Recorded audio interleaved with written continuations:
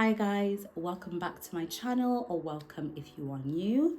Lavonne here. Wow, the consistency, guys. You didn't think I would be consistent this time, but I really made a promise that I would deliver, and here we are. We're in like our 4th video this month, which who is she? But anyway, thank you for coming back to this channel. Hope you've been enjoying the content so far. We are still on a roll. We are still enjoying the different retrospective type content. And in today's video, I'm gonna share a few things that I wish I knew about pregnancy, birth, and postpartum. It's quite a packed video. I'm not doing everything that I wish I knew. I'm just doing the main things that stood out to me about each of those elements, I suppose. So I'll share 5 things on pregnancy, because there's a lot about pregnancy, 4 things about birth, and 3 things about postpartum. And if you really enjoy this video and you want to know more, I'm more than happy to do a part 2 where I share a little bit more, but this is just what I have so far. We'll start off with pregnancy. First thing that I wish I knew about pregnancy is it can be a lot longer than you think. Everyone knows in their heads that obviously pregnancy is 40 weeks or 9 months. And in theory, that sounds like quite a short amount of time. But when you're actually pregnant, 40 weeks actually feels like a long time. Especially when you get towards the end and you're getting tired and you're getting achy and you miss the non-pregnant version of yourself that could sleep on their belly, for example. That 40-week mark starts to feel further and further away. And especially if you're like me, I was 41 weeks pregnant when I gave birth to my baby. So I even went over by a week. Some people even go over by 2 weeks, 3 weeks, 4. So pregnancy can actually be a lot longer than you think. In the same breath, it can be shorter. Some people can give birth much earlier. But for the most part, the 40-week mark is arbitrary. It could be longer, it could be shorter, but it does feel like a lifetime. And especially because depending on when you find out that you get pregnant, you go through transitional seasons in between. So I found out in October that I was pregnant. So we also went through a new year season. So it felt even longer because we started a new year. All to say, it can be longer than you think. Point number 2 on pregnancy, your bones, joints, just parts of your body will feel loose and get loose. Actually, there's a hormone called relaxin in your body that is released in high amounts, which is good because it's what helps your body prepare for birth. However, before you give birth, this hormone really does a number on your joints. So you may feel a lot looser, especially around your pelvic, your hip area. You literally feel movement in your joints and bones, which can be really strange of a feeling if you didn't anticipate that before. But it doesn't last forever, and it's not all the time. Number 3, your bump can expand overnight. I'll tell you, I started to feel like my bump was getting bigger at around 15 weeks, right? But I literally popped when I was about maybe 23, 24 weeks. And it almost felt like overnight I suddenly had a bump. I will try and see if I can include a comparison, because I used to document a lot of my pregnancy. I literally woke up one day and had a big belly. Now, most people do experience having a bigger bump in the evening compared to the morning. So you may have that experience, but your bump being consistently big happens in what feels like it's overnight. And that can be quite strange, but exciting at the same time, especially if you've been waiting for a bump. Like, one of my friends didn't have a bump until her last month of pregnancy. So if you've really been wanting a bump, that can be quite an exciting part of pregnancy. Number 4, you will be tired. Oh my goodness, pregnancy tired is no joke. I said this in my pregnancy video, but you are so tired that it doesn't make physical sense to your body. You could sleep 10 hours a night. You'll wake up in the morning, you will sleep another 10. You could not sleep, you're tired. You could work, you could not work. No matter what, you are physically so tired. And the reason is your body is literally creating a human from the different cells, and all the parts of your body are in overdrive to try and make and maintain this life that is within you, which is why you're so tired. I think there was a statistic that's like pregnancy feels like you run a marathon every single day because of the energy you use up to make the baby, right? Or to create this life within you. And so you definitely feel that fatigue. For me, first and third trimester is when I felt it the most. In the middle, I was a bit less tired. I had a bit more energy, but first trimester, I was knackered. Second trimester was kind of okay. And then third trimester, I was tired again, especially the last month of pregnancy. Oh my goodness. And for any expectant moms, newborn tired is so much better than pregnancy tired. Don't let people scare you into, oh, wait until the baby's here. No, you being tired because your baby was feeding at night and you could go back to sleep is so different than you being tired because you're just tired. You have no reason to be tired when you're pregnant, but when you have a newborn, it's because you've been up. Do you know what I mean? And that's fine. Coffee can fix that. Pregnancy tired, coffee can't fix that. And you can't even have that much anyway. You will be very, very tired. The fifth thing that I wish I knew about pregnancy, which I expected, but not in the gravity that I experienced it, is that people will treat you differently. Now, for some people, this is an amazing thing. For others, it can be bad. I think there are parts of it that are good and bad, but you will be treated differently and almost fragile, and in a good way, because obviously there's so many things you can't and shouldn't do anyway. Like, you shouldn't be lifting heavy stuff, you shouldn't be standing too much, stuff like that. But for some people, they don't like that because it may feel like, oh, I feel like an egg. I loved it. I loved being treated like an egg because I feel like a princess all the time. And so I liked that element of people wanting to look after me. And I enjoyed that, but not everybody does. So it's something to just anticipate that you will be treated differently. And everybody almost has softness to them once they realize that you're pregnant. Like, people do give up seats for you when you get on like the bus or something, and people will go the extra mile to make sure you're okay. People will get you your cravings. You know, your friends and family might be extra nice to you. And it's very, very endearing. And it's very, very lovely. And it's a nice, I honestly, sometimes I wish I was pregnant again just so I could get the special treatment. It's so though, because pregnancy is hard. And the difference is very apparent from like when you're not pregnant, when you are pregnant, and when you give birth, because that treatment is different again, if that makes sense. Now, when you give birth, most of the time you kind of go back to normal because now people are doting on the baby more than you. But while you're pregnant, it's like all about you and your growing bump and stuff, which is quite nice. So those are the top 5 things that I wish I knew about pregnancy. Now let's move on to birth, and I will do 4 things I wish I knew about birth. Point number 1, being prepared for birth will save you. Do not go into birth thinking, oh, I'm just gonna wing it, it'll be fine. Prepare yourself. Please do the research, do the reading, have a plan, a desire, anticipate what could come.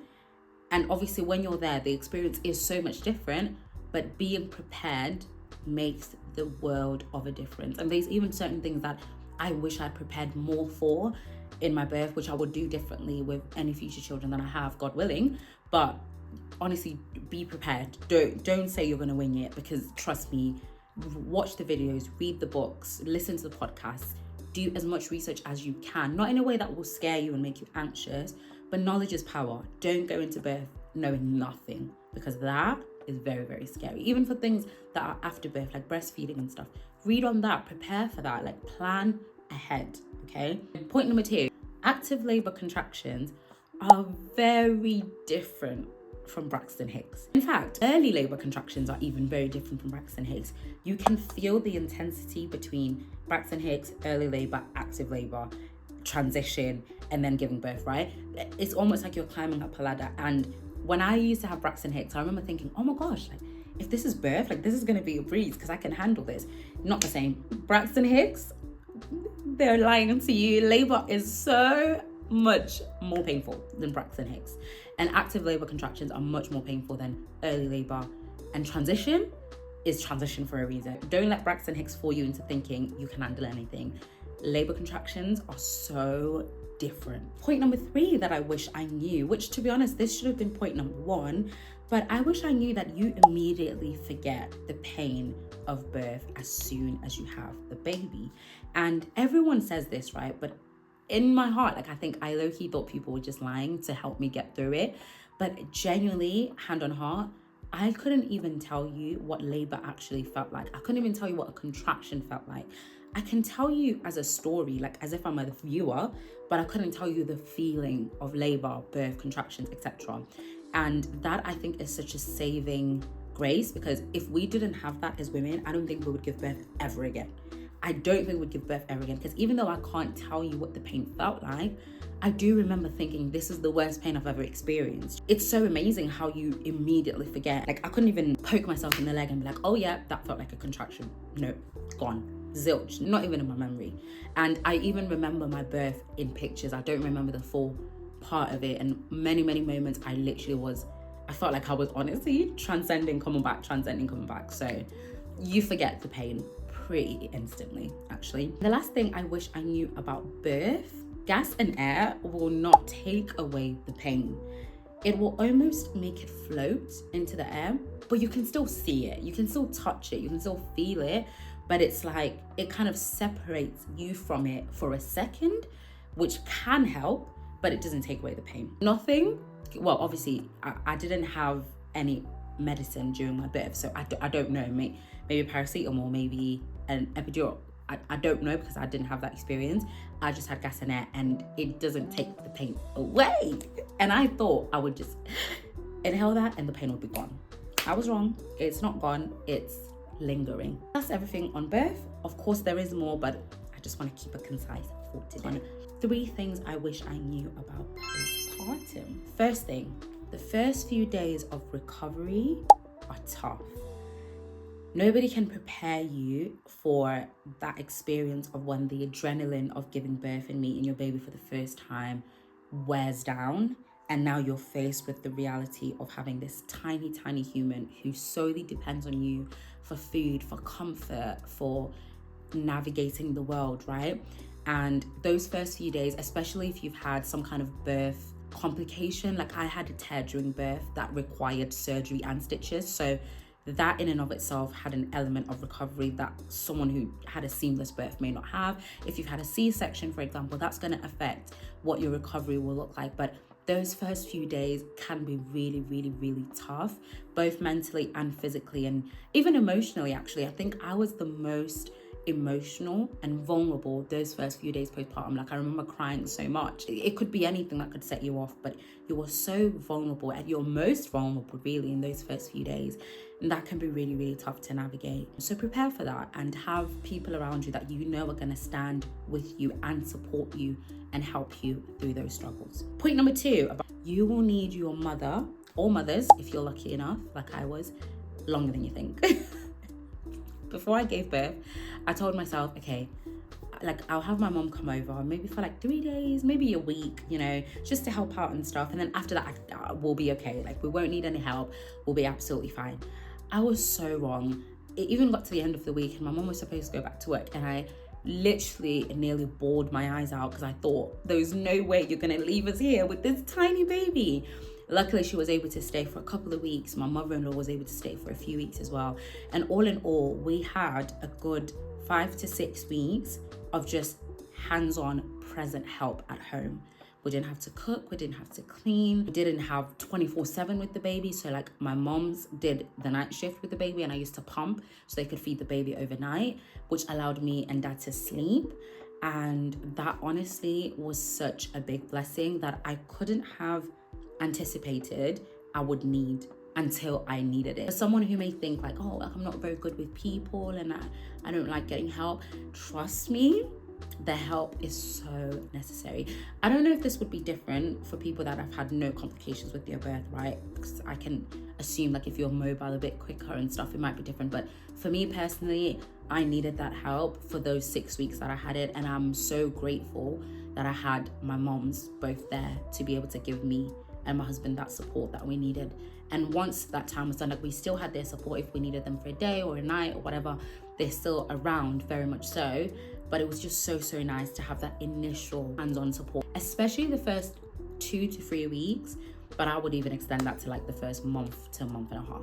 Last point about what I wish I knew about postpartum is that your body will feel very foreign. Your body will feel very foreign to you. It will feel different because it is different. You've just gone through a life life-changing experience where you grew a human being from the size of a poppy seed to the size of a watermelon. Your organs have moved around to make room. Your abs may have separated. Certain bones have moved around, and you've then birthed said baby, experienced some kind of birth trauma with that physically and emotionally and mentally. You now then are faced with this person in front of you, right? If you're breastfeeding, your body is now food as well. You will feel different, and your body for a long time may not even feel like it's yours. And I remember like the first walk I ever took, I think this was like 2 weeks postpartum. We did a short walk, and I remember even that 10 minutes, I literally felt like my body was gonna fall under me because I just didn't feel like I had control. Like my core strength was gone, and I don't think I expected that. I thought as soon as the baby was out, I would feel exactly the same as before I was pregnant, and that's just not the case. And with that in mind, actually, I just want to put a disclaimer for any moms that are gonna have a baby or have already had a baby that have this pressure to just snap back and return back to pre-pregnancy, whether that's weight, whether that's your clothes, whether that's how you feel within your body. You have done such an amazing, incredible thing that takes so much time, so much energy, such a big experience that it took you 9 months plus to grow that baby. Don't expect to feel like yourself before that baby in a week, in 2 weeks, in 6 months. It may take you a couple of years, and that's okay. It's a marathon and it's not a sprint, and your timeline doesn't have to be like somebody else. Your friend could have snapped back in 2 weeks, even got smaller after they gave birth, right? It doesn't mean your story has to be the same. And if it's not, it doesn't mean there's anything wrong with you. I saw this video earlier on Instagram today, actually, of this guy who was saying that, oh, people that don't snap back are people that didn't look after themselves pre-pregnancy. And I think that's just a load of rubbish. The human body will do and experience whatever it experiences. And this is based on so many different things. What you were like before pregnancy, yes, but also hormones, your life at home, what you are like with your newborn, the temperament of your child, your emotional well-being, whether or not you suffer from postpartum depression. There's so much that goes into it beyond whether or not you were fit before you were pregnant. So don't put that pressure on yourself. There's already so much pressure as a new mom. You do not need the additional pressure of snapping back before it's time, okay? This was not even supposed to be part of the video, but I feel like someone may need to hear that. They may be feeling so intensely pressured into looking like what they looked like when they were 16, when they just had a whole baby. So none of that here. But yeah, those are some things that I wish I knew about pregnancy, birth, and postpartum. Please let me know in the comments if there's any things that you resonated with, anything you wish you knew if you've already had a baby before, or some questions you may have if you are looking forward to that season of motherhood. What is that? Sorry, it's just a fly. I'll be sure to answer them below. As always, like, comment, and subscribe, and I'll see you in my next video. Bye!